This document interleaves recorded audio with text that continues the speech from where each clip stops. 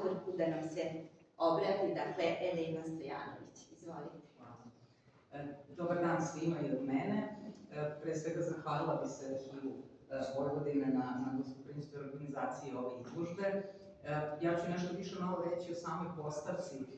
Dakle, sve fotografije koje su pred vama, kojih ima 90, s obzirom na to da je prošle godine navršeno 90 godina od rođenja slavnog glumca, su dakle iz borbene arhive. Direktor je rekao da ih ima blizu 800 i to nije bio nimalo lak zadatak za Miljka i mene odabrati od toliko broja fotografije samo 90. Nadamo se da ćemo imati priliku i da dopunimo ovu izložbu sa još nekim fotografijama.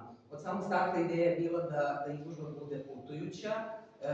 Pomenula je same gradove kojima je izložba bila, ja bih samo rekla da će do kraja godine sigurno barem još jedno 10 gradova obići, a ono što će biti kruna ove izložbe svega jeste Peking, odnosno Kina, Srpski kulturni centar u Pekingu, krajem godine ili početkom naredne godine, gde će izložba i tamo i ostati. Znamo da je kineski narod voleo Batu i njegove filmove.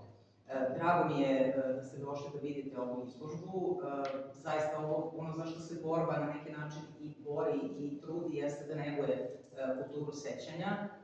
Kulturu sećanja na ličnosti koje su zaista u istoriji kulturi ostavile svoj trag i svoj pečat, a Bata Živinović to svakako jeste i ono zaslužuje. Hvala.